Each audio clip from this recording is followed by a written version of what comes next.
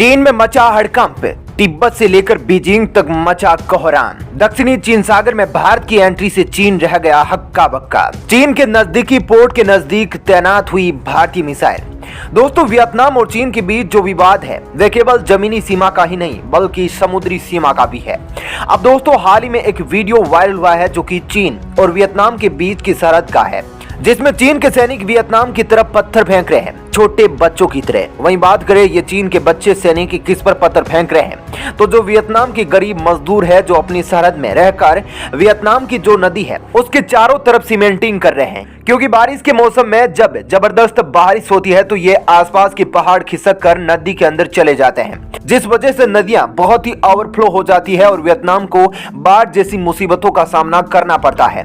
तो अब ये चीन के बच्चे वियतनाम को रोकना चाह रहे थे।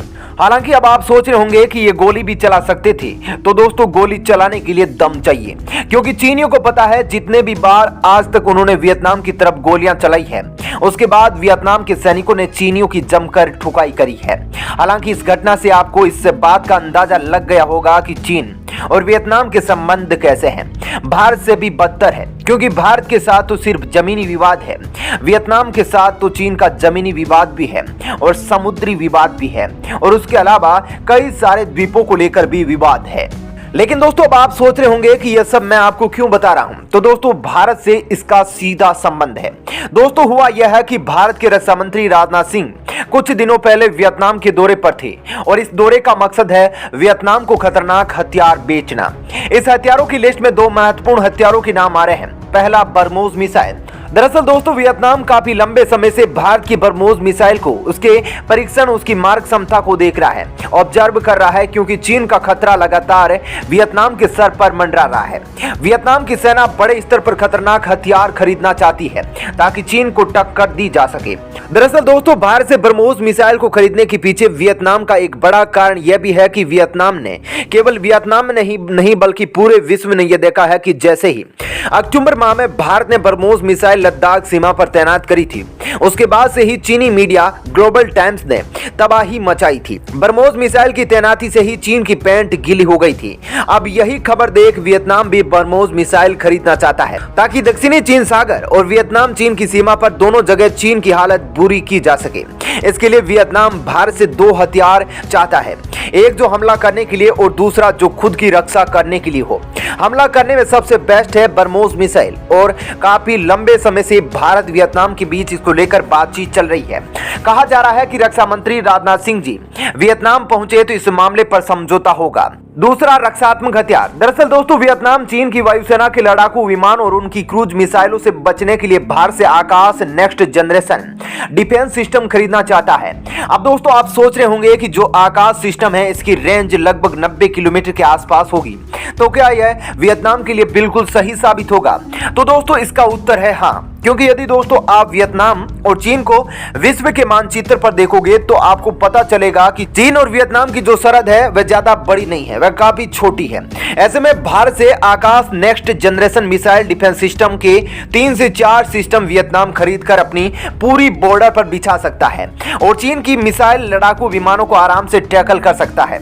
लेकिन दोस्तों, वियतनाम का जो मेन फोकस है वह बरमोस मिसाइल ही बना हुआ है, क्योंकि वियतनाम जानता है कि बरमोस मिसाइल ही वो हथियार है जो चीन के सारे डिफेंस सिस्टम को तोड़कर चीन के बड़े बड़े शहरों को निशाना बना सकते हैं। वियतनाम के लिए एडवांटेज यह है कि चीन के वह शहर जो चीन की जान कहे जाते हैं वे वियतनाम के बेहद करीब है, जैसे कि शेनज़ेन, ग्वांगजू, हांगकांग और मकाऊ हो गया। ये सारे के सारे शहर वियतनाम के बेहद करीब है और चीन की रीढ़ कहे जाते हैं ये सारे शहर। और ऐसे में वियतनाम बरमोस मिसाइल भारत से ले लेगा तो वह बरमोस मिसाइल से इन सारे शहरों को आसानी से टारगेट कर पाएगा।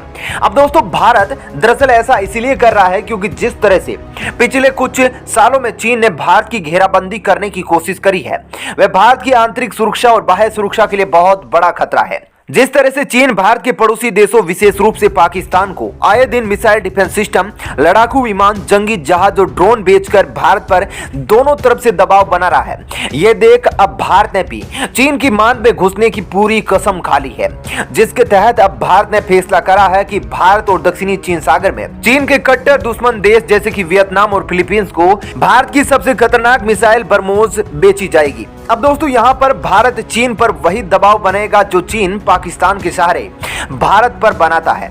अब दोस्तों पिछले हफ्ते भारत के रक्षा मंत्री राजनाथ सिंह जब वियतनाम के दौरे पर गए थे तो वहां जाकर उन्होंने बरमोस मिसाइल की डील के समझौते पर हस्ताक्षर कर दिया, जिसके तहत भारत अब वियतनाम को बरमोस मिसाइल की डिलीवरी देना कुछ महीनों में शुरू कर देगा। और यह खबर आने के बाद दोस्तों अब चीन की आंखें फटी की फटी रह गई और डर के मारे चीन की पतलून गीली हो गई, क्योंकि दोस्तों अब चीन का सबसे अमीर शहर मकाऊ, जिसकी वियतनाम से दूरी मात्र 1000 किलोमीटर है, वियतनाम के पास भारत और रूस निर्मित बरमोस मिसाइलें आने के बाद हर वक्त वियतनाम के निशाने पर होगा। वहीं दूसरी तरफ भारत फिलीपींस से भी बात कर रहा है और फिलीपींस भी भारत की बरमोस मिसाइल को खरीदने में काफी रुचि भी दिखा रहा है। ऐसे में भारत दक्षिणी चीन सागर में चीन पर दो तरफ से दबाव डालेगा। एलएसी सीमा पर भारत ने चीन की लेनी की देनी कर रखी है। और दोस्तों यदि आप सोच रहे होंगे कि चीन पर दबाव डालने वाला केवल भारत ही है तो आप गलत है। चीन का और परम जिगरी यार रूस भी चीन के दुश्मन देशों को वियतनाम, इंडोनेशिया जैसे देशों को भारी मात्रा में हथियार सप्लाई कर रहा है और यह बात भी चीन भली भांति जानता है। दोस्तों फरवरी 2018 में इंडोनेशिया के तत्कालीन रक्षा मंत्री रियामिजाद रयाकुडू ने रूस के साथ 1.14 बिलियन अमेरिकी डॉलर में 11 SU-35 लड़ाकू विमान खरीदे थे। वहीं मार्च 2020 में प्रकाशित मीडिया रिपोर्ट के अनुसार संयुक्त राज्य अमेरिका ने सौदा होने पर इंडोनेशिया पर काष्ठा प्रतिबंध लगाने की धमकी दी थी और इसके बजाय इंडोनेशिया को US निर्मित F-16S बेचने की पेशकश भी की थी, लेकिन फिर भी इंडोनेशिया ने रूसी हथियार ही खरीदे। वहीं मीडिया रिपोर्ट्स के मुताबिक अपने दुश्मन को खामोश रखने के लिए वियतनाम अपने कुल हथियारों का 84% हिस्सा रूस से ही खरीदता है और रूस के साथ वियतनाम का शीत युद्ध के समय से काफी अच्छे संबंध रहे हैं, लिहाजा वियतनाम के लिए रूस एक स्वाभाविक पार्टनर है। दोस्तों ऐसा नहीं है कि रूस का चीन के साथ कोई विवाद नहीं है, बल्कि सच तो यह है कि रूस भी चीन की वास्तविकता से भली भांति परिचित है और रूस प्रशांत महासागर और दक्षिणी चीन सागर में चीन की बढ़ती ताकत को लेकर और इसकी विस्तारवादी नीति को लेकर चिंता में है। आज रूस भी यह जानता है कि आज चीन जिस तरह अपने से कम ताकतवर देशों को डरा धमकाकर उनके क्षेत्रों पर कब्जा कर रहा है, उसी तरह आने वाले समय में चीन यह बर्ताव रूस के साथ भी कर सकता है। इसलिए रूस चीन के दुश्मन देशों को, विशेषकर बड़े दुश्मन देश जैसे कि भारत और वियतनाम जैसे देशों को भारी मात्रा में हथियारों की सप्लाई कर रहा है। हथियारों की सप्लाई कर प्रशांत महासागर और दक्षिणी चीन सागर में शक्ति संतुलन बना रहा है। दोस्तों दुनिया में ऐसा कोई भी देश नहीं है जिससे चीन का किसी न किसी रूप से विवाद ना हो और रूस के साथ भी चीन का एक बड़ा विवाद है। दरअसल दोस्तों रूस का एक बड़ा शहर जिसका नाम है व्लादिवोस्तोक, जिस पर चीन अपना दावा करता है। इसके साथ ही पूर्वी चीन सागर और पश्चिमी प्रशांत महासागर में चीन अपना विस्तार करना चाहता है, लिहाजा रूस इस बात को बहुत अच्छे से जानता है कि चीन कभी भी पलटकर उसे घाव दे सकता है।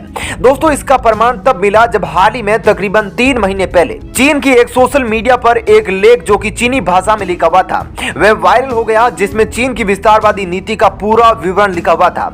यह लेख किसी और ने नहीं बल्कि चीन के ही कुछ पूर्व मिलिट्री जनरल ने मिलकर लिखा था, जिसमें बताया गया कि साल दर साल चीन कैसे अपने पुराने चीन से हर एक क्षेत्र पर कब्जा करेगा, जिसमें बताया गया कि चीन 2050 तक सबसे अंत में रूस के व्लादिवोस्तोक पर भी कब्जा करेगा।